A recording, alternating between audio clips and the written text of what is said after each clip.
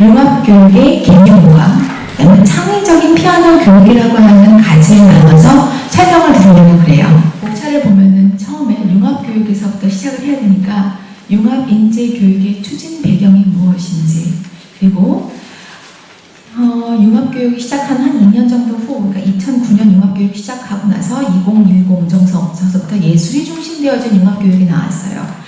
그러면서 음악교육의 융합이라고 하는 단어가 들어가기 시작했고요. 그것이 어떻게 펴져다니니까 융합이라고 하는 개념을 모르시는 분들도 피아노 교육도 융합으로 한다, 연주자들도 융합적으로 연주를 해야 된다, 막 이 단어를 막 사용을 하세요. 그래서 제가 이걸 보고 좀 조심스럽다라고 하는 생각을 했었던 시기가 있었는데, 그게 한 2013년도 그때 막 붐이 일어났었을 때.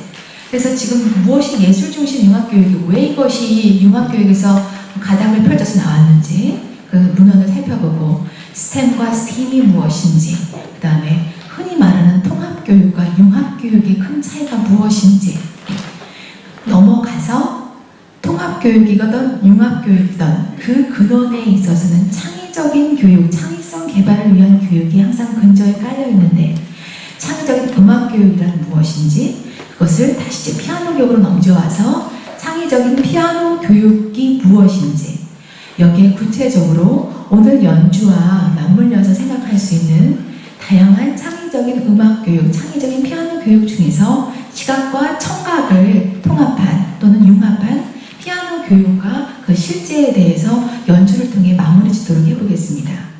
자, 융합인재교육의 추진 배경과 필요성. 자, 이제 강의를 첫 장 보시면요, 저 권수민 선생님의 배경이 도대체 어떻게 되는데 저렇게 수학, 과학, 뻑뻑한 이야기를 많이 할까 하실 거예요. 이게 현실이거든요.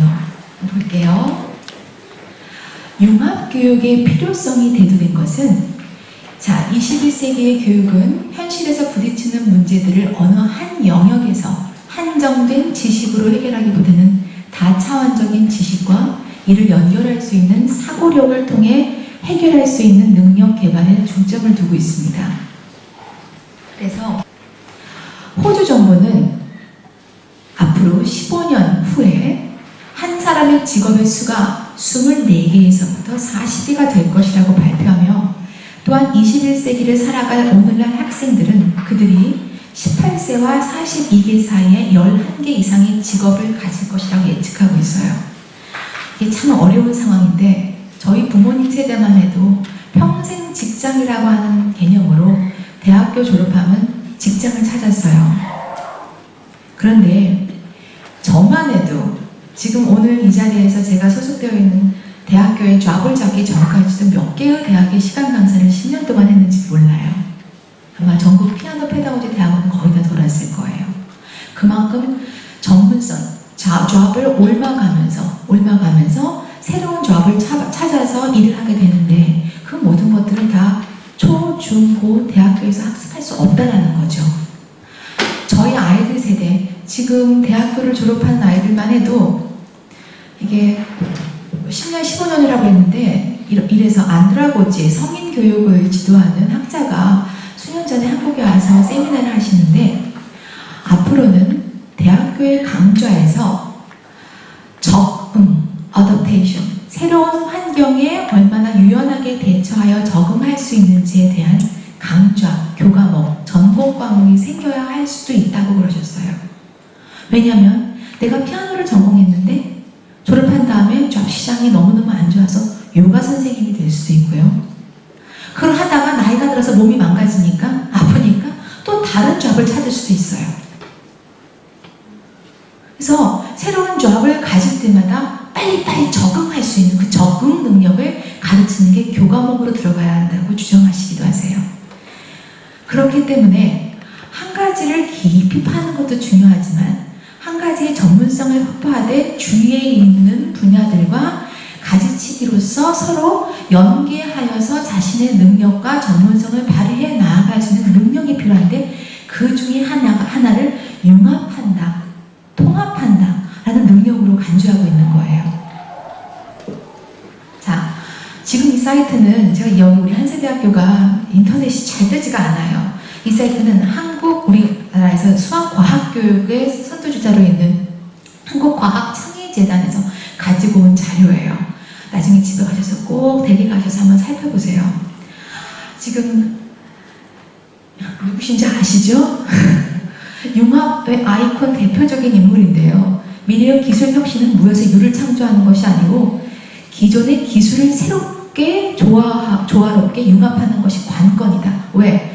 인류 역사가 이렇게 수천 년 동안 내려오면서 공부해야 할 게 쌓여져 있는 게 너무너무 많아요. 우리 피아노 모넌에 있어서도 J.S. 바크의 작품서부터 지금 계속 쌓이지만 지금 젊은 제너레이션, 젊은 학생들은 제가 공부해야 할 피아노 모넌 작품 수보다 더 많은 현대 작품을 공부하여야 해요. 그래서 피아노 모넌에 나와 있는 작품들을 정말 그 책에 있는, 예를 들어서 보면 텍스트북에 있는 레파토아트를 다 연주해보고 공부해보려면은 최소한 피아니스트로서의 삶을 3번 살아야 된대요. 살았다가 평생 피아노만 치다가 죽어가지고 또 피아노 계속 치고 쳐야지 그만큼 피아노 문헌에 있는 곡들을 다 칠 수 있을 만큼 피아노 문헌에 있는 곡들이 그렇게 방대하다는 거예요. 그래서 하나의 작품만 파고 팔 수가 없기 때문에 있었던 기술들을, 지식과 기술을 암기해서 공부하는 것이 아니라 기존에 있었던 지식들을 어떻게 새롭게 통합시켜서 새로운 것을 만들어내는 가가 관건인 세상이 됐다는 거죠. 너무 많은 사람들이 너무 많은 지식 기술들을 이미 개발해 놓았기 때문에. 자, 그래서 융합시대를 선도할 인재는 과학, 기술, 공학, 수학, 그 다음이 예술이에요. 근데 예술도 조금 이따 설명을 드리겠는데 나중에 들어갔어요. 그런데 우리나라에서 학교의 현실은, 교육의 현실은 이러한 다양한 분야의 영역을 고루고루 가르쳐야 되는데 수학과 과학에 치중되어 있고 또 인문계 같은 경우는 영어 교과에 치중되어 있기 때문에 진정한 의미의 융합형 인간을 만들어내는데 한계가 있다.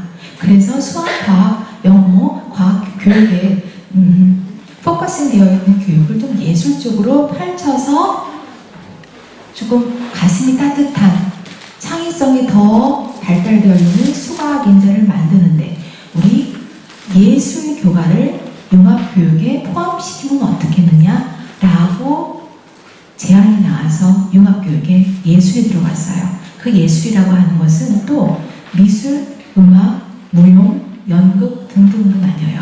저희 피아노는 아직 뛰지도 못해요.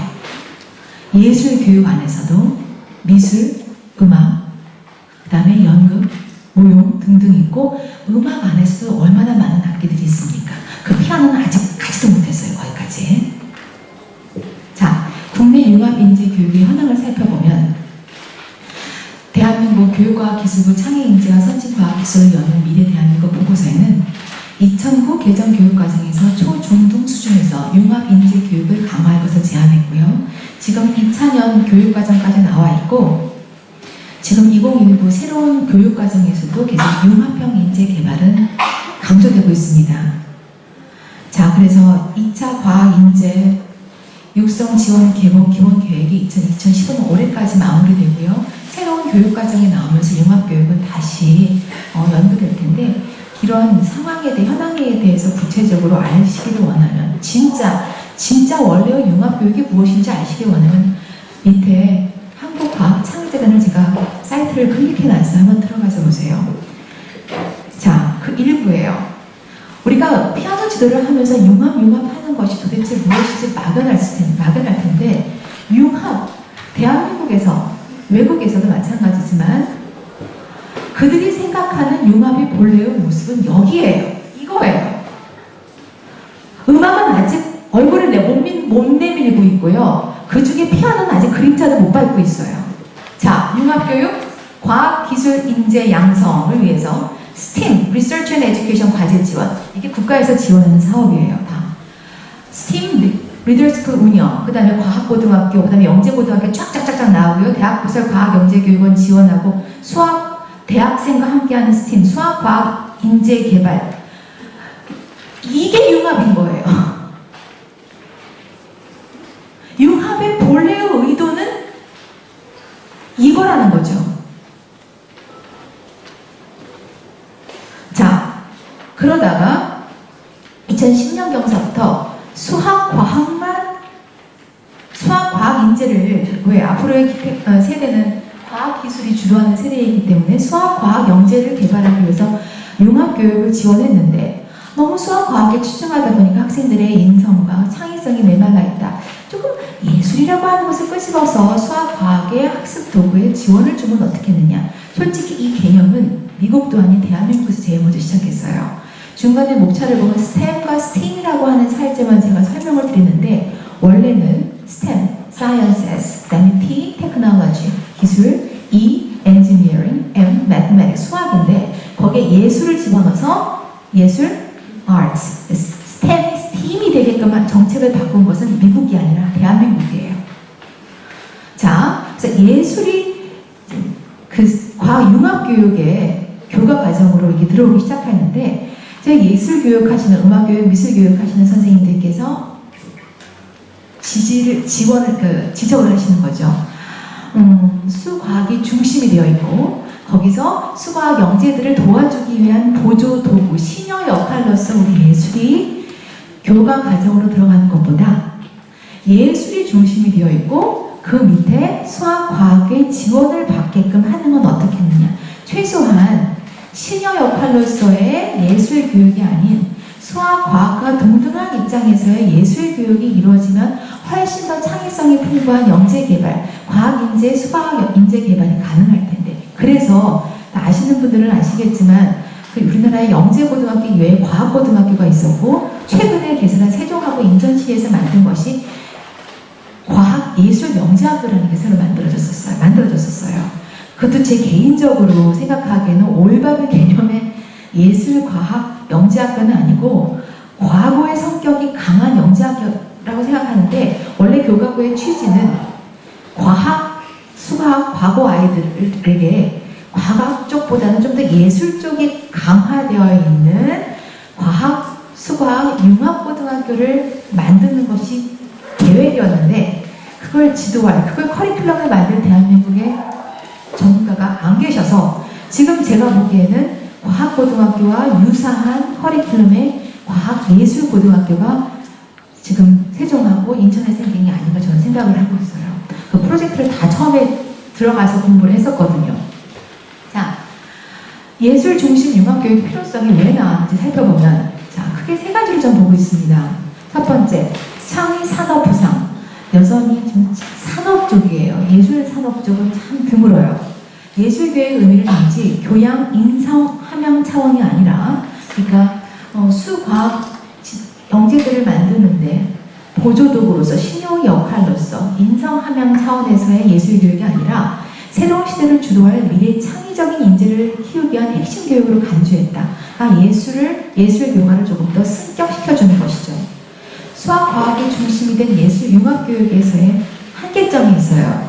한때 나온 융합교육에서는 예를 들어서 수학에 있어서 통계 확률을 지도하는데 융합교육 프로그램이라고 나와 있는 동영상을 살펴봤더니 그 복권 추첨하는 거 있죠. 돌려요. 복권 추첨하는 텔레비 광고 한 8시 50분쯤에 잠깐 한 5분 10분 하죠. 그 동영상을 살짝 보여주고 자, 이것이 미술과 아트와 융합되어 있는 수학, 통계, 확률 지도 방법, 융합교육 방법입니다. 그러세요. 왜? 동영상 보여줬거든요. 그걸 미술이라고 본 거예요. 로또 돌리는 거. 그게 아닌데. 그래서 분명 수과학이 중심이 된 융합교육의 한계점이 있기 때문에 예술을 더 끌어들였고요.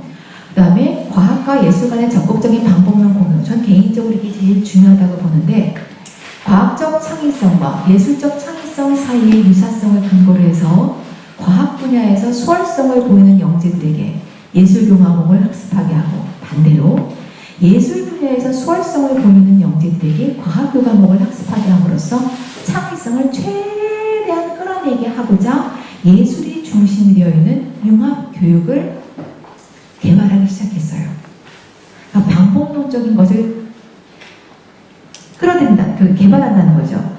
미대 쪽은 아니고 음대 쪽에서 아직도 대학교에서 강의계획서를 집어넣으라고 하면은 교수님들 중에서 개인 이메일은커녕 컴퓨터 작업이 안 돼서 강의계획서도 조교들, 학생들에게 넣으라고 하는 교수님들 계세요. 이거 시대를 못 쫓아가는 거죠. 최소한의 테크놀로지는 요즘 유치원 아이들도 PPT를 만드는데, 그래서 음악을 하더라도 최소한 알아야 할 테크놀로지 기술들은 알아야 된다는 거예요. 그렇지 않고서는 이 세대에서 나고자가 되버리는 거죠. 그래서 그 방법론을 알고, 수학, 과학 선생님들도 건조하게, 무의미 건조한 수학, 과학, 기술, 공식과 지식에서 그래서 조금 더 윤택할 수 있는 창의적인 예술 분야를 끄집어내 그 방법론을 공유함으로써 서로 윈윈 하자라고 하는 의도가 있어요. 그래서 예술 중심이 된 융합교육이 개발되기 시작하였고요. 그래서 요거는 21세기 예술교육은 결국 내 하나 피아노만 잘 친다고 인생이 잘 풀리는 게 아니에요. 그러면 정말 세계 최상의 0.0001%의 스타가 돼야지 피아노 하나만으로 먹고 살 수가 있고요. 그렇지 않으려면 두루두루 잘해야 되는 거예요. 경계를, 분야를 넘나들면서. 그래서 예술교육의 의미를 단지 순수 예술의 전통적인 예술교육을 뛰어넘어 서로 다른 예술 영역 간의 융합, 예술과 인문사회, 예술과 과학, 또는 예술과 기술 주제들이 만나는 새로운 융합 프로그램을 만들어야 되고, 우리 학생들, 젊은 아이들의 학생들의 잡도 이렇게 한 분야에서 제대로 알아야지 다른 분야의 융합이 이루어지는데 펼쳐나갈 수 있게 생각의 유연성을 길러줘야 하는 것이 교육과정에서 반드시 다뤄져야 돼요. 특히 피아노 교육에 있어서도. 자, 교양 인성 함양의 차원의 예술교육을 뛰어넘어 새로운 시대를 주도할 창의 인재. 이거는 맨날 교육과정에서 나오는 이야기고요. 교과 중심 교육에서 통합 교과 교육으로 변화한다. 이게 뭐냐면은, 아무리 저희가 음대를 지원하기 위해서 수학 정석을 한 7번, 8번을 풀고 재수까지 한 사람들 문제집을 이렇게 쌓아놓으면서 풀었는데, 그거 다 공부하고 지금 남는 것은 가계부 적을 때 산수 덧셈 뺄셈밖에 남는 게 없어요. 왜 그렇게 했는지 모르겠어요. 그게 뭐냐면은 교과서에서 배운 내용이 현실에서 적용이 안 되기 때문에 그래요. 미적분 배웠으면 그것이 적용이 돼야 되는데 적용되지 않아서 대학을 가기 위해서 정말 엄청 풀었어요. 다시 말해, 지금 가르치는 교과목에서 피아노 안에서도요, 우리가 공부하는 레파토와 작품만으로서 이 아이들이 이상에 나가서 살 수 있는 방법은 없어요. 그것이 일상생활에서 어떻게 생활화로 연계되든지, 그 아이가 노력하는 부분이 어떠한 다른 작업을 하는데, 공부를 하는데 영감을 준다든지 연계되어서 이 아이의 사고가 확장되어질 수 있는 피아노 교육까지도 저희는 생각해줘야 된다는 거예요. 이 곡만을 틀리지 않고 완벽하게 칠 수 있어야 돼요. 그거는 교사의 만족일 뿐이에요. 자, 그래서 예술 중심 융합교육의 유용성을, 왜 그럼 예술이 중심이 되어 있는 융합교육을 하면 뭐가 좋은데요? 크게 3가지로 봤습니다. 각 예술 분야의 지식 심화, 예술 영역의 확대, 창의성과 인성개발. 첫 번째 거는요, 융합을 하려면 피아노만 알아서는 안 되고요, 다른 분야도 알아야 돼요. 예를 들어서 요즘 그 음악학원에서는 이런 거 여기까지 가는지 모르겠지만, 중학생이었던 저희 큰아이를 길러봤더니 방학 때 숙제가 베이토벤 심포니 넘버 9, 넘버 4, 운명, 1악장 또는 하이든의 놀라운 교향곡을 감상하고 그 둘 중에서 본인이 좋아하는 작품을 선택해 일상생활에 그 음악을 반영할 수 있는 UCC를 개발해 오는 게 방학 수행평가였어요. 그러니까 빠빠빠빰 하면 접시 하나 탁 깨야 되겠죠. 어머 깼어. 그 놀람, 그 다음에 놀람 교향곡도 서프라이즈 딱 나올 때마다 정말 뭔가 하나 뚝뚝 떨어지는 깨는 일상생활의 동영상을 탁 찍어서 음악 배경음악으로는 UCC를 개발해 내야 되는 거예요. 이게 그러려면 피아노만 음악만 알아듣는 게 아니라 다른 분야도 알아야 된다는 거죠. 자, 그 다음에 예술 영역의 확대. 지금 피아노 음대를 졸업한다면 어떻게 하면 애들의 취업률을 높일까? 저 정말 지난 한 5년 동안 그 프로젝트 하나가 너무너무 고민했었어요. 음대 졸업한 다음에 정규직 채용이 힘들기 때문에 2014년도 서울대 음대, 서울대 미대, 체대 졸업한 학생들의 취업률이 제로예요.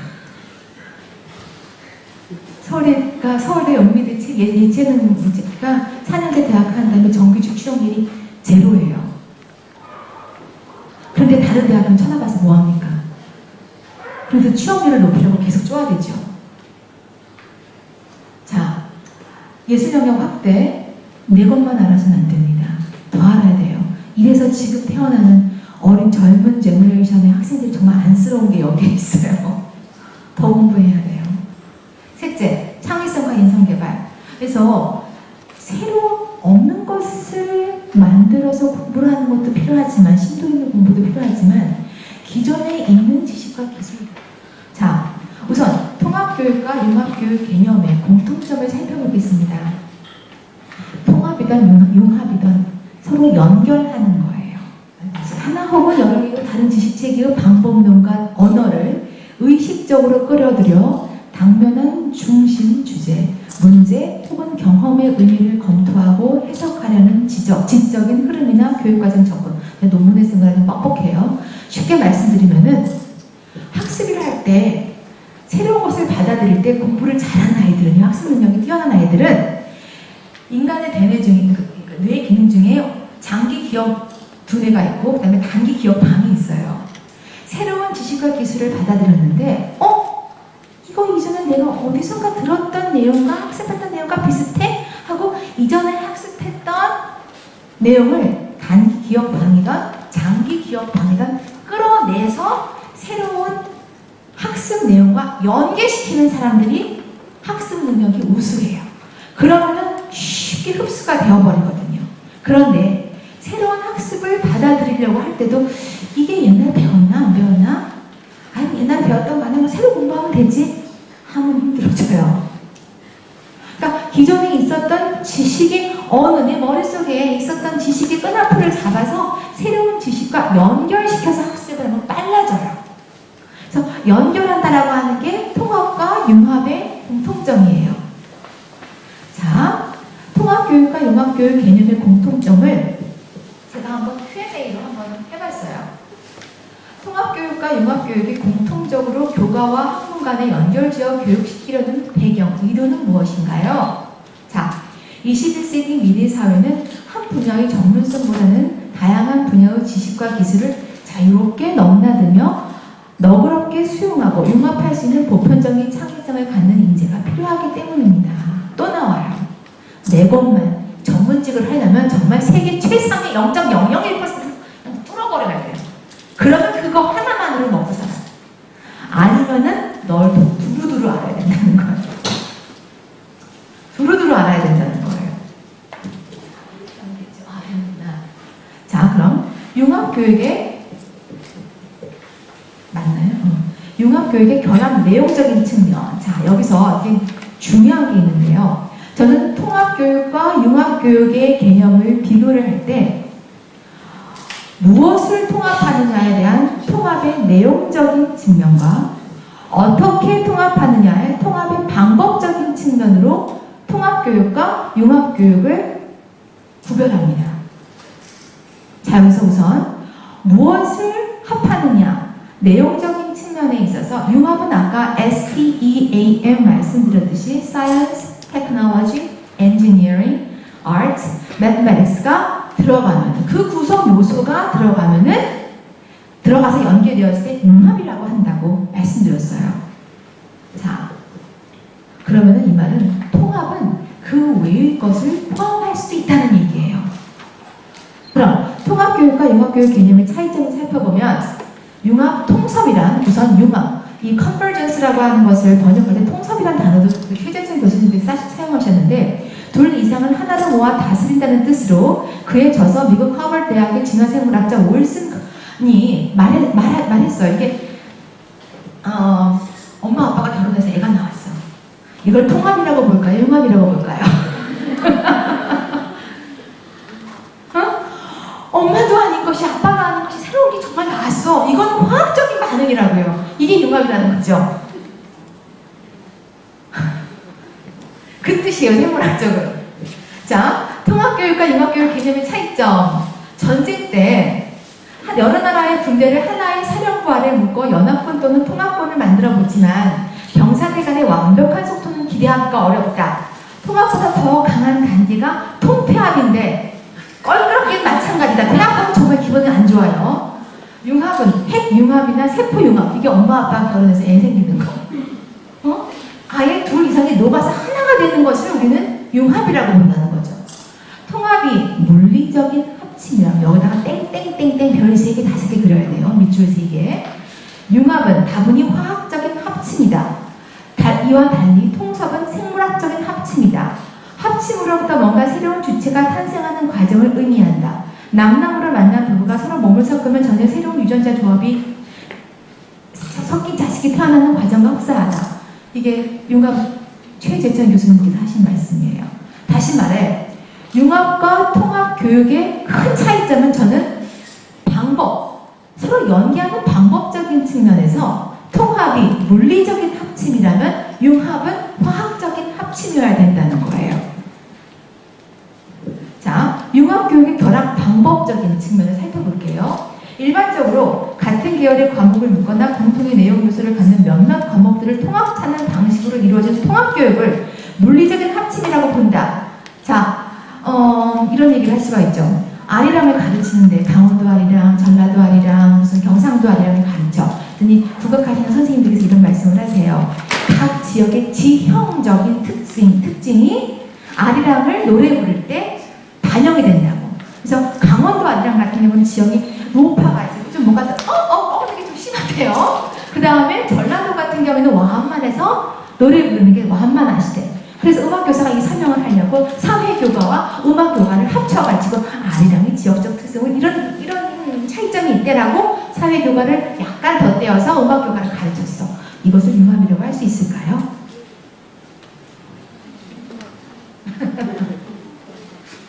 아니에요.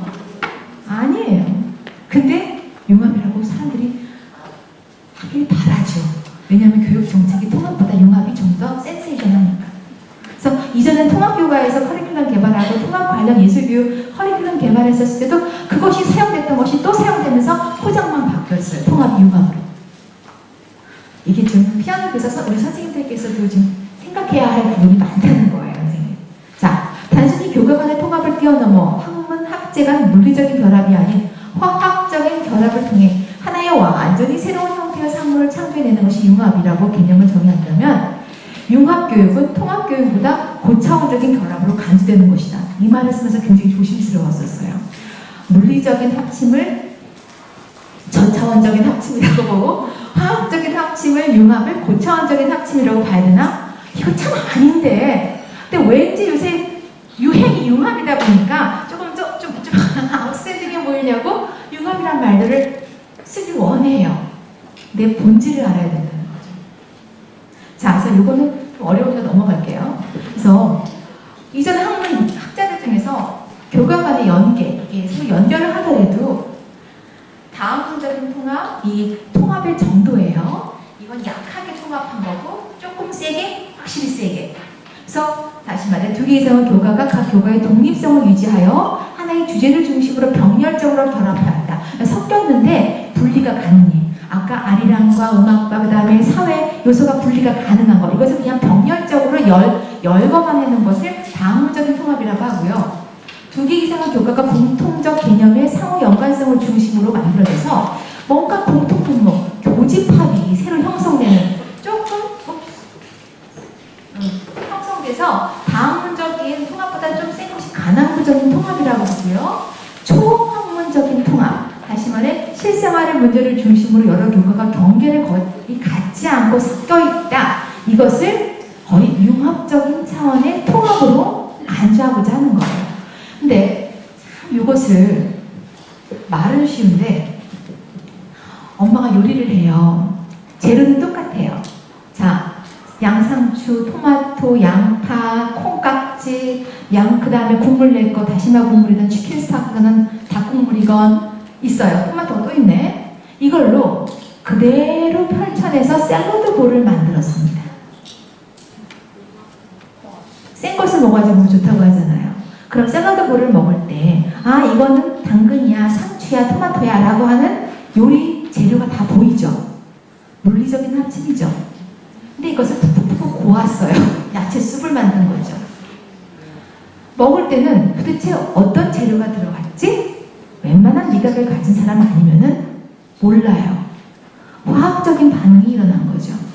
똑같은 재료를 가지고 샐러드를 만들고 똑같은 재료로 야채숲을 만들었는데 물리적인 합침보다 화학적인 합침의 야채숲이 더 몸에 좋다라고 과연 주장할 수 있을까요?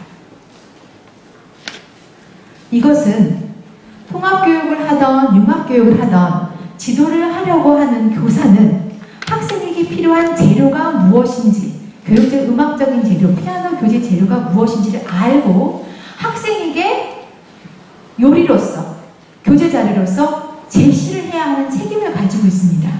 근데 이것이 결과물이 화학적인 작용으로 만들어진 결과물이건 물리적인 합침으로 만들어진 결과물이건 교재 자료이건 간에 우리 교사는 그 안에 어떠한 재료가 들어가는지 알아야지 요리를 할 수가 있다는 거예요. 남이 만들어준, 출판사에서 만들어준 교재로 내가 가르치면 되죠. 바빠 죽겠는데 언제 제가 그걸 만들어요. 근데 그것도 문제 있어요. 자, 제가 이걸 어떻게 하면 더 쉽게 설명을 드릴 수 있을까 고민하다가 이 생각을 했어요. 저도 엄마고 저도 여자이고 아침에 식초 물 타 먹어요. 그게 뭐라 그러죠? 뭐 홍초 물 타 먹으면 좋다 그러죠. 먹었어요. 그 다음에 점심에 간식으로 애가 먹고 싶다고 해서 달고나를 만들어줬어요. 국자 하나 태우면서 설탕에다가 베이킹소다를 넣었어요. 아침 지난 다음에 점심 한참 있다가 먹었을 경우에 내 몸 안에 식초하고 베이킹소다가 들어갔는데 이 안에서 화학적 반응이 이렇게 일어나나요? 아니에요. 근데 원래 식초하고 베이킹소다가 지금 이 순간 둘이 만나면 화학적 반응으로 부글부글 끓어요. 배탈 나요. 똑같은 교재, 만들어진 융합교재를 하더라도 그것은 학생에게 식초 따로, 베이킹소다 따로 아예 상황 보지 않고 교재가 준 대로 가르치면 창의적인 사고가 일어날 수가 없어요. 그 학생이 필요로 하는 시점에, 딱 그 시점에 맞게끔 교재가, 아무리 좋은 교재가 만들어져 있다 하더라도 그 아이의 사고력을 자극할 수 있는 타이밍에 그런데 말이야, 한번 네가 생각해보려. 이런 식으로 학생이 스스로 생각할 수 있는 시간을 주면서 적절한 시기에 음악 요소이든 과학 요소이든 미술 요소이든 섞어줘야지. 이게 좋은 책이래, 좋은 교재래, 좋은 음식이라고 일순간에 그냥 다 먹여버리면은 탈이 나든지 아니면은 베이킹소다는 점심에 먹었고 식초는 아침에 먹어서 창의적인 반응, 화학적 반응이 일어나지 않고 그냥 뒤로 나가버려요. 그래서 이 융합이라는 게 진짜 어려운 건데 이것을 과연 우리가 피아노 교사로서 피아노 교육에서 어떻게 이걸 지도해야 되는지 생각해보자고 제가 이 주제를 가지고 나왔어요. 이해가 되세요, 선생님? 화학적 반응, 그 부글부글 끓는 베이킹소다하고 저는 식초를 지금 가지고 온 거예요. 그것도 제때 먹어야지 화학적 반응이 일어났지 나중에 뜸뜸이 먹으면 화학적 반응 안 일어나요. 안 그런가요? 교육도 마찬가지라는 거예요. 자, 그러면 융합교육이 더 창의적인가? 통합교육보다? 샐러드, 볼에 있는 샐러드하고 그 다음에 야채숲이랑 먹었을 때 어떤 게 더 영양가가 더 높나요? 저희 어머님은 늘 새 것을 먹으라고 하세요. 뭐라고 잘 못해요. 통합이든 융합이든 간에 어떻게 섞었던 간에 그 아이에게 그게 환자였었을 경우에 이빨 치료를 쓰면 좋겠고요. 생식이 필요한 사람한테는 샐러드가 나오겠고 그건 학생마다 달라요. 그러니까 융합이 더 좋다, 통합이 더 좋다라고 말을 할 수가 없는 거예요.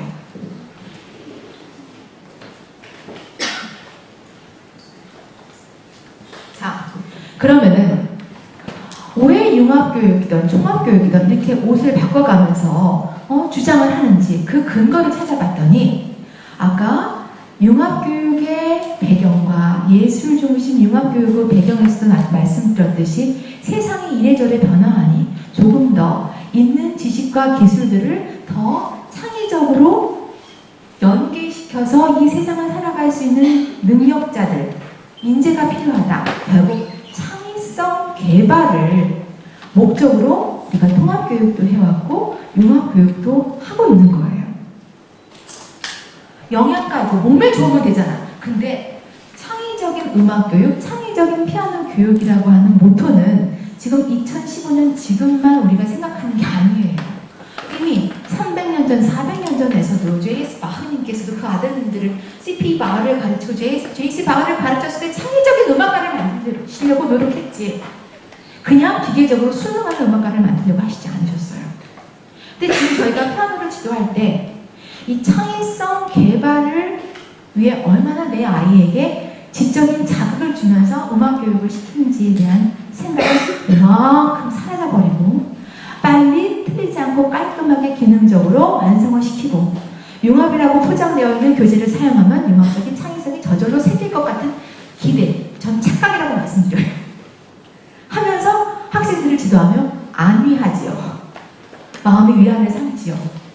솔직히 저도 그래서 엄마가 이렇게 바쁘니까 아침, 점심 어떨 때는 아이들이 아침도 좀 빵에 먹고 시리얼 해먹이고 나왔는데 영양가 있는 밥, 죽 다 못 해먹였어요. 그 위안을 삼고자 밤에 영양제를 먹여요.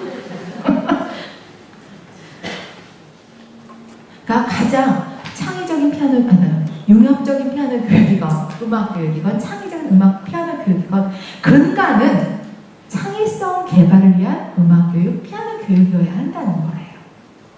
그것을 모르고서 유행에 휩쓸려서 하면 또 10년 있다 또 바뀌어요. 자, 음악과 타 분야 간의 통합을 통해 창의성을 개발한다. 피아노를 지도하면서 저희가 늘 창의성을 개발할 수 있도록 신경을 써야 하는데 다른 예술적 사고와 과학적 사고를 강제적으로 결합한다는 게 이게 참 의미 있어요. 다른 곳에서는 자연스럽게 만나서 생각하기가 어려운데 지금 이 자리에 내가 피아노를 지도하면서 여기 그림을 제시하면서 영감을 얻게 강제적으로 그 자리를 가지고 와요. 그게 교재 자료이고 교사의 노력이에요. 일상적인 경험과 단절시키고 사고의 구조를 흔들어준다. 피아노 지도하면서 누가 르누아르의 그림을 갖고 옵니까? 르누아르의 그림 언제 봐요? 전시회장에 가서 보는데 그거 쉽지 않아요. 그래서 강제적으로 가지고 와서 교사가 학생에게 제시하는 거예요. 생각해보라고. 새로운 학습 환경에서 과거에 축적된 지식이나 경험을 현재 경험과 연결시키려는 정신활동. 이 또한 아까 말씀드렸죠. 학습 능력이 뛰어난 학생은 새로운 정보와 지식을 습득하는데 거부감이 없어. 왜? 나 이거 옛날에 공부했던 내용이랑 뭔가 비슷한데 옛날에 방에 썼던 지식과 교수님 저기 장기기억방 어디 있는데 한번 꺼내볼까? 요즘 나오는 인사이드 아웃이라는 영화가 그런 거예요. 저도 아직 그걸 못 봤는데 보셨어요? 음악을 하면서 너무 잡다 인간이 망각의 능력이 있게 되면 감사하기도 잊어버리면서 새로운 것을 고통스러운 잊어버리고 새로운 걸 받아들이는데 음악적으로 여기 안에 있는 세포들이 서로 싸운대요. 이 음악 저 음악 다 필요 없어. 다 버리고 첩스틱 젓가락 해준번 남겨놔. 자, 새로운 학습과 과거에 축적된 경험만이 유사함을 스스로 발견하고 새로운 의미와 가치를 부여함으로써 창의적인 사고가 가능하다. 자, 그건 교수님들께서 학문적으로 쓰는 그야말로 이론이지요 라고 말씀하실까봐 제가 구체적으로 몇 개를 가지고 왔는데 솔직히 이것만 가지고도 제가 피아노 교육에 어떻게 13가지 생각의 도구를 적용하는지 이건 제가 또 다른 세미나를 할 수도 있어요. 이게 제가 2010년도 리서치를 프로젝트를 할 때 처음 사용했어서 아마 음악 쪽에서는 이 문헌을 처음 사용한 사람이 제가 아닌가 싶어요. 창의성을 발휘한 역사적인 위인들이 그들의 생각이 도대체 뭐가 독특했지? 라고 유형별로 분석을 해보니 다음 13가지 생각의 도구가 있대요. 자, 관찰 능력이 뛰어난 사람. 그냥 봐도 그냥 보는 게 아니라 유심히 봐서 기억을 하는 거죠. 피아노 지도를 할 때도 피아노 학습을 할 때도 관찰 능력이 필요해요. 동료가 연습하는 것을 보고 관찰하고 쟤 멋있는데 저렇게 나가면 쳐봐야지라는 것이 동기부여가 되기도 하죠. 형상화라고 하는 것은 구체적이고 어렵고 난해한 것을 뭔가 여기는 그림으로 딱 잡아주는 것. 이 조금 있다가 시각적인 자료를 연상시키면서 청각적인 음악을 피아노를 잘 하고자 하는 교사들 학생들은 이 형상화를 잘 해나가요. 동시에 추상화의 대가 피카소 같은 경우는 구체적인 사물들을 망가뜨려서 뭉개가지고 추상화를 시키죠. 이 능력도 필요하대요. 그래야지 새로운 게 탄생을 합니다. 패턴 인식. 이거는 패턴 인식과 형성은 저는 피아노 교재를 피아노 독보할 때 사이리딩 할 때 하나하나 읽어낸 학생들은 정말 쇼팽에트도 악보 보는데 한 달 걸려요. 제 친구들 중에 일주일 만에 인템포를 에튜드 쇼팽에트들을 쳐내는 친구들이 있었어요. 제가 그때 이걸 알았었어요. 그때는 그 방법은 패턴을 빨리 찾아내는 거예요. 이 패턴 찾는 것은 교사가 예를 들어서 악보, 야, 리듬 동기가 있지. 리듬 동기 어디 나와 있어? 바흐 인베이션을 반드시 학습해야 되는 이유가 그 주제가 여기 나와요. 그럼 그 주제가 나올 때마다 학생들의 마음은 좀 편안해져요. 내가 이미 학습한 모티브를 연주하니까. 근데 패턴이 안 보여요. 그럼 만들 수 있어야 돼요. 그런 학생들은 멀티플레이, 복잡한 일 처리를 동시다발적으로 할 수 있는 능력이 형성이 돼요. 그래서 패턴을 인식뿐만 아니라 형성할 수 있어야 된다는 거. 이와 같은 위인들이 많으시대요. 유추, read between the lines. 나와 있지 않은 작곡가의 의도를 파악할 수 있는 능력. 이거 우리 교사님들도 선생님들도 그치 공부하셔야 될 부분이죠. 이것을 잘하는 사람이 작곡가의 의도를 악보에는 없는데 읽어낼 수 있는 거죠. 자, 몸으로 생각하기. 무용하는 친구들 저는 쟤네들은 왜 저렇게 우리 고등학교 때 예고 다녔었을 때 내신을 깔아주지? 고마웠어. 그게 아니었더만. 이것도 똑똑해야지.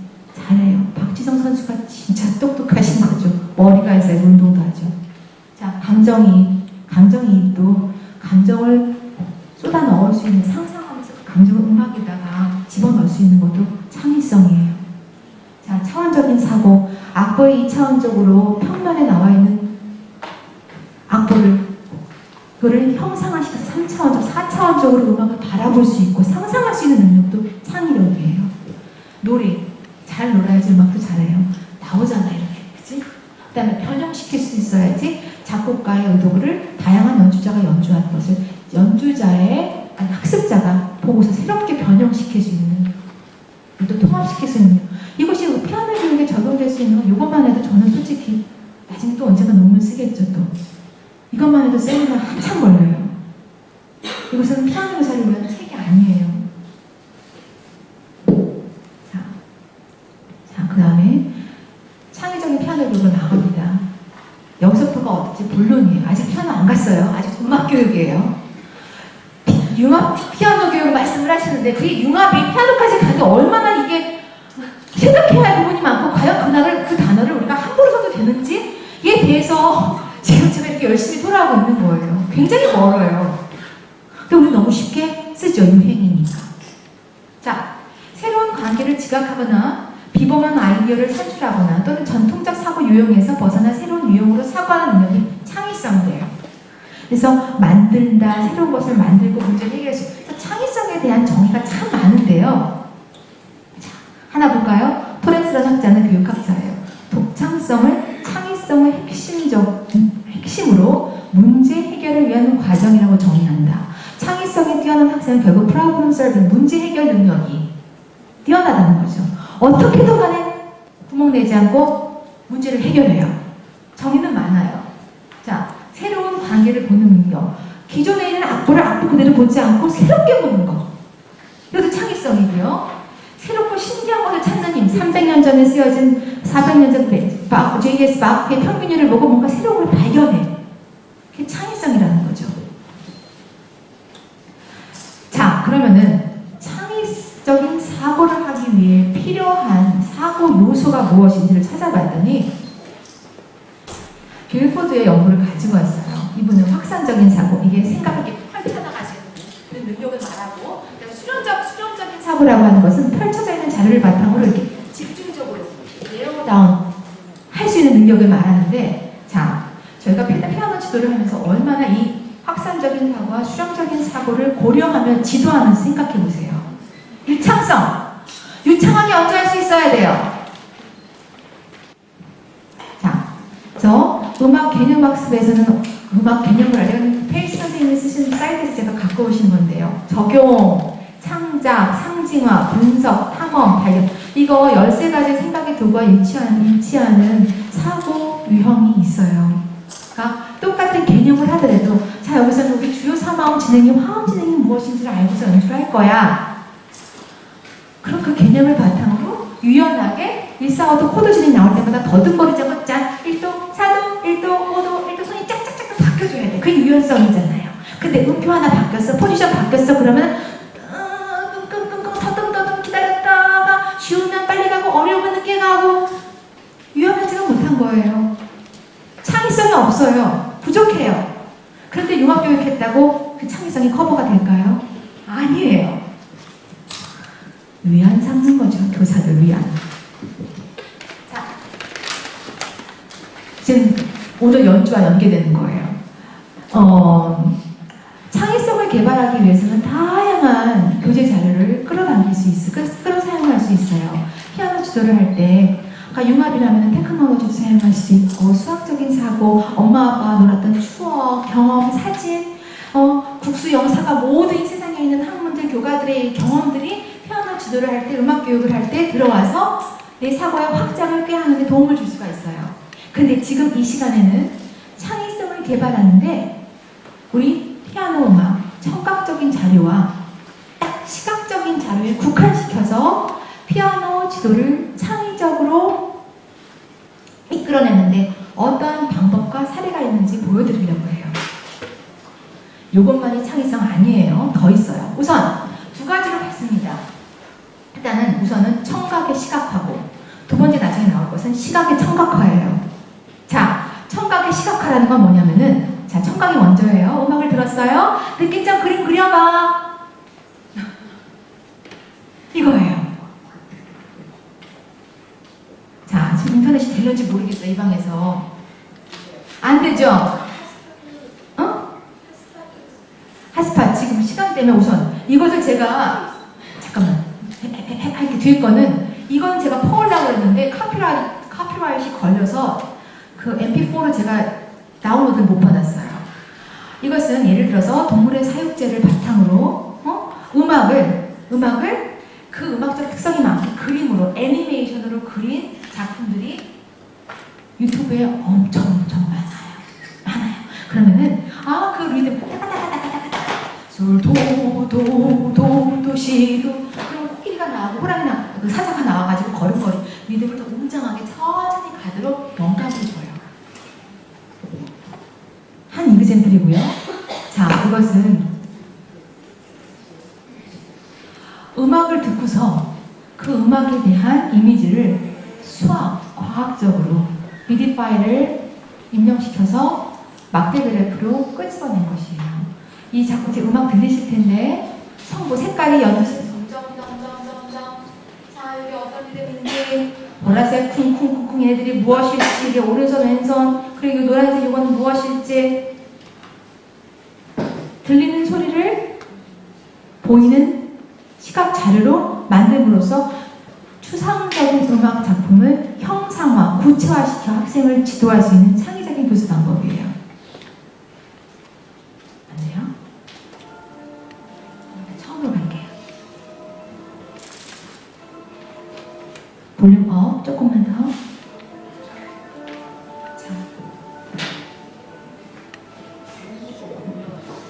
자, 수족관이에요.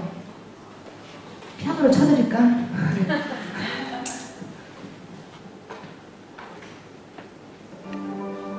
들리시죠? 좀 더 크게. 반짝반짝거리는 게 있어요. 지금 어느 소리가 어느 색깔, 어느 모양인지 살펴보세요. 근데 베이스 뭐야?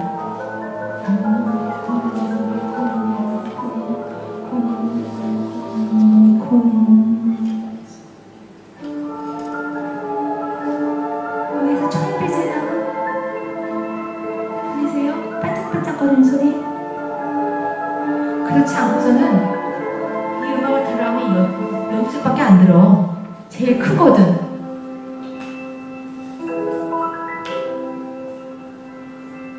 이 별소리.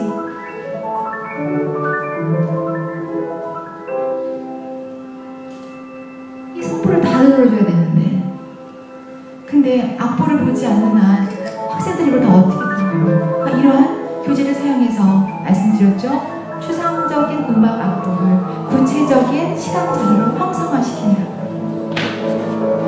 이런 자료들이 있고요. 이것을 자, 실제 이런 프로그램이 있어요. 뮤직 애니메이션 머신 미디 플레이어. 여기다가 미디로서 작업을 넣으면 본인이 가르치고자 하는 자료들이 다 이렇게 막대 그래프로 나와요.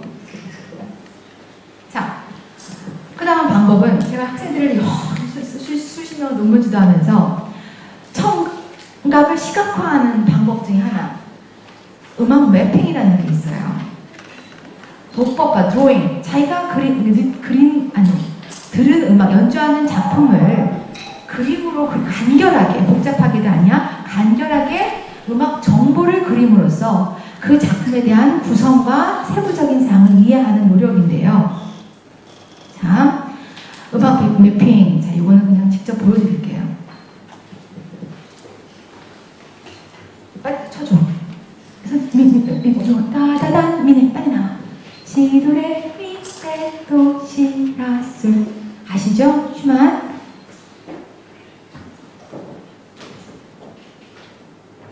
시도레 미레 내려간다.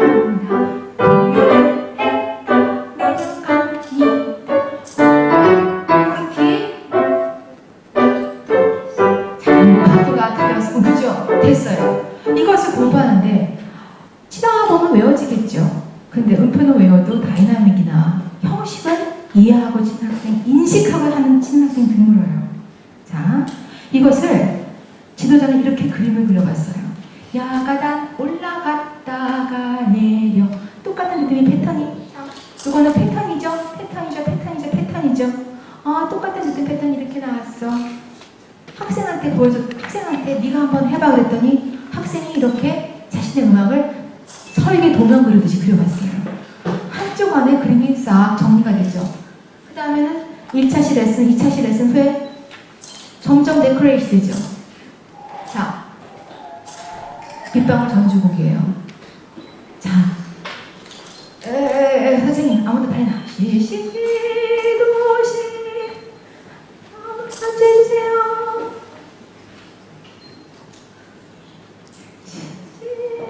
초경이에요. 양해해주세요. 이마에는 좋아. 편했어. 화성이 거기서 편했어. 그것이 됐어요. 선율과 화성 반주가 하나의 설계도면으로 이렇게 나와버리죠. 작품을 이해하는 거예요. 자, 이 작품을 저는 여기 앉아 계신 우리 선생님들 중에서 실제 지도하신 분이 있어요. 자네. 베이토벤 소나타 스케일조 악장을 안보를 시키는데 계속 돌고 도니까 헤매는 거예요. 그래서 measure phrasing 구조로 해서 간단하게 독법화를 시켜서 학생들을 지도한 적이 있어요. 난리 났네. 이거 저작권 보고 받는 거예요? 또 퍼가실 거예요? 이건 논문이에요. 제가 지도한 학생 논문. 이거 레퍼런스 없이 쓰시면 큰일 나요. 자, 그 다음에 이번에는 시각의 청각화. 그림을 봤어. 색깔을 봤어. 영감이 떠올랐네? 이걸로 작곡을 해볼까? 이걸로 즉흥 연주를 해볼까? 하는 거예요. 그럼으로써 창의적인 능력을 개발하고자 하는 거죠. 시각의 청각화라고 제가 정의를 내려봤어요. 연구가 참 많아요. 오래전서부터, 수백 년 전서부터, 300년 전서부터 음정과 색의 관계를 이렇게 분석하신 분들이 있으세요. 미슬러, 크루거, 누구는 도 빨간색, 레 노란색, 미, 이게 오렌지군요. 레 오렌지, 미 노란색, 파 연두색, 솔 파란색, 라 남색, 시 보라색. 그래서 옛날에요. 저도 제법 나이가 있는데 한번 서울 시내 버스 색깔을 한번 다 보라색으로 바꾸려고 한 적이 있대요. 그랬더니 무속인 연합회에서 들고 일어났대요. 보라색이 불안한 색깔인데 서울 시내 버스 색깔을 몽땅 다 보라색으로 바꿔버리면 교통사고의 주범이 될 거라고. 지금 서울 시내 택시 색깔이 이건가요? 여기 요즘인가요? 레 사이네? 그죠? 리딩톤이 갖는 불안함이 정말 신기하게 보라색이라고 하는 컬러로 사람들이 그 연관을 자꾸만 짓는 거예요. 근데 그 연관 짓는 것을 감각, 직관이 아니라, 자, 이건 누가 했는지 뉴턴이 분석한 거예요. 완전일도 빨강, 장이도 주황, 장상도 노란색, 이렇게. 이게 다 진동비와 음의 진동, 색의 진동비로 음악 색깔을 맞췄다는 거예요. 다 이유가 있어요. 우리는 모르고 쓰지만 그게 우리의 직감이고 우리의 육감이라는 거죠. 자, 악기별 색청 비교도 있어. 몬드리안의 그림을 제가 안 갖고 왔는데 칸딘스키는 푸슨 하늘색, 오보에는 초록색, 마수는 갈색, 트럼펫 황색. 저 있잖아, 이거 논문이요. 한국 문화예술교육진흥원 웹사이트에 들어가서 저 자료 다운로드 받으셔야 돼요. 그냥 막 써쓰시면 큰일 납니다. 바이올린, 첼로, 악기별로 연상되는 색깔이 있어요. 자, 이거는 어느 미술 프로젝트에서 쓴 작품인데 음악가들이 생각하는 시각적인 자료와 미술가들이 생각하는 청각적인 자료 작품이 달라요. 이것은 미술교육학자들이 융합교육에서 만들었던, 전 융합이라고 보진 않아요. 통합으로 봐야죠. 왜냐면 물리적인 학습이니까. 이 그림을 보고 음악적인 모습을 끄집어내서 즉흥 연주해요. 그림을 보고서 그랬더니 앞에 몬드리안은, 자, 몬드리안이 저 그림을 그린 게 브로드웨이 불빛을 보고서 저렇게 스퀘어 안에 써냈대요. 그래서 빨간색 점, 파란색 점, 노란색 점, 노란색 점과 분반하고 중간에 큰 그림이 들어가죠. 근데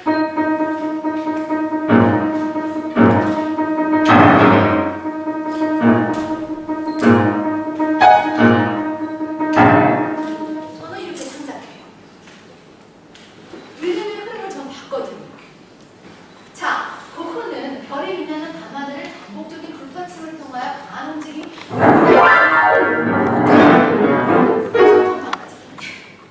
저는 이렇게 창작하고 싶어요. 선율선이 막 휙 감기잖아요. 그것이 멋있고